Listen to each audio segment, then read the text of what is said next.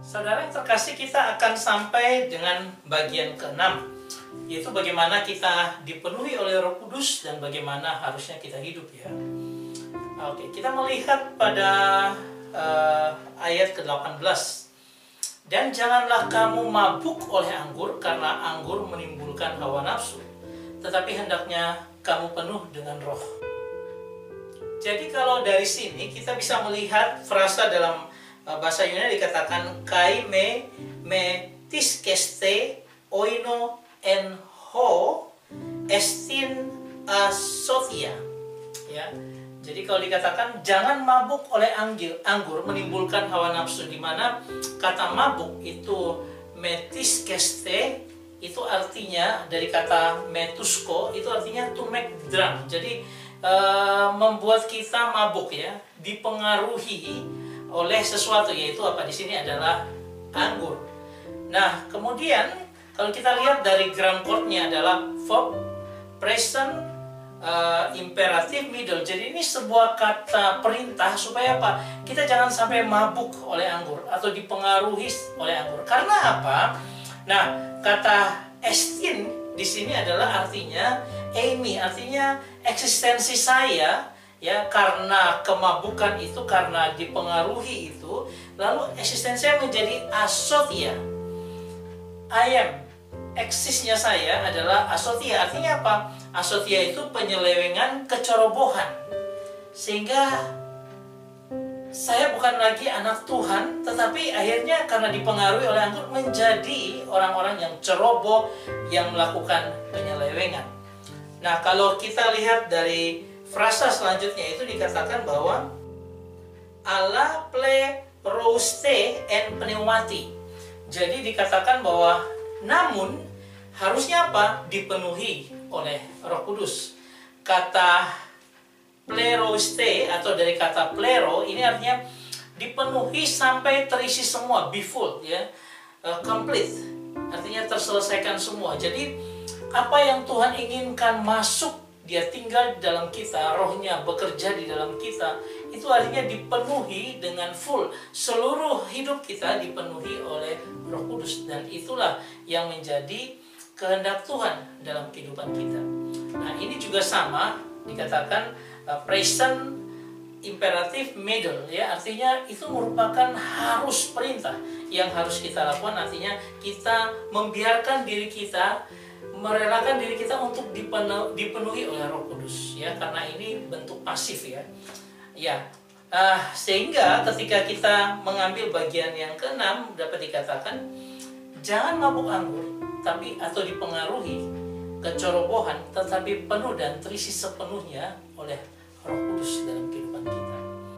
Sehingga kita dapat menggambarkan seperti ini. Kalau di tengah ini ada kehendak Allah ya, kemudian ada apa yang Allah kehendaki dalam kehidupan kita. Misalnya kita harus peka dan perhatian untuk apa? Melihat segala sesuatu komprehensif. Jadi kita belajar terus sehingga kita melihat segala sesuatu dalam komprehensif. Kemudian ada juga orang yang bijaksana, ya, full bijaksana. Dia karena belajar, mengerti firman, dia sudah bisa melihat secara komprehensif, maka dia menjadi orang yang bijaksana. Kemudian juga bahwa orang ini adalah menggunakan waktu dengan baik. Dia mengejar ketinggalan, ya, karena redeem, ditebus waktu itu. Dengan cara apa? Aku melakukan banyak perkara, aku harus belajar. Aku baca Alkitab setiap hari, aku dengar khotbah-khotbah untuk membangun akan manusia rohani dalam kehidupan kita. Kemudian jangan kamu sampai bertumbuh jadi bodoh. Dengan kita diam saja, tidak melakukan apapun, itu kita sedang bertumbuh menjadi bodoh atau menjadi orang yang tidak mengerti. Kemudian untuk supaya kehendak Allah itu bisa jadi dalam kehidupan kita, kita dengan semua yang kita ketahui, kita memadukan akan berbagai gagasan itu. Jadi kita bisa melihat dari firman Tuhan ini apa, dari firman Tuhan ini, lalu dilihat kebenaran secara keseluruhan. Nah, itulah makanya kita harus banyak sekali belajar baca firman Tuhan. Dan yang terakhir adalah membuat seluruh hidup kita dipenuhi oleh Roh Kudus secara full ya, sehingga hidup kita ini dipimpin sepenuhnya oleh Roh Kudus dalam kehidupan kita. Saya mau katakan bahwa Efesus 4 ayat 13, sampai kita semua telah mencapai kesatuan iman dan pengetahuan yang benar tentang anak Allah. Kita belajar terus tentang mengenali Yesus sebagai Tuhan dan Juru Selamat kita. Kemudian kita bangun diri kita pada kedewasaan penuh dan tingkat pertumbuhan yang sesuai dengan kepenuhan Kristus. Artinya sesuai dengan anugerah Kristus dalam kehidupan kita. Saya mau gambarkan ini secara grafis seperti ini. Ya, kita bisa melihat kembali grafiknya. Ada yang kita sebut waktu yang berlalu dan ada nilai kita di hadapan Tuhan. Saudara, ini tarik garis yang lurus ya, seperti ini. Nah, kita bisa melihat bahwa yang bagian bawah ini adalah waktu-waktu yang jahat. Ya, sudah saya jelaskan tadi. Begitu banyak hal-hal yang bisa terjadi. Kita itu disenggol sedikit aja bisa marah, ya. Ya, dan banyaklah yang bisa terjadi, ya.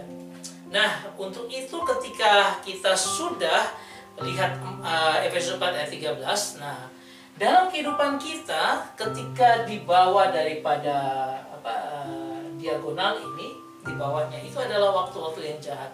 Itu ada titik-titik yang bisa kita ikuti dan akan membawa kita pada kebinasaan, ya.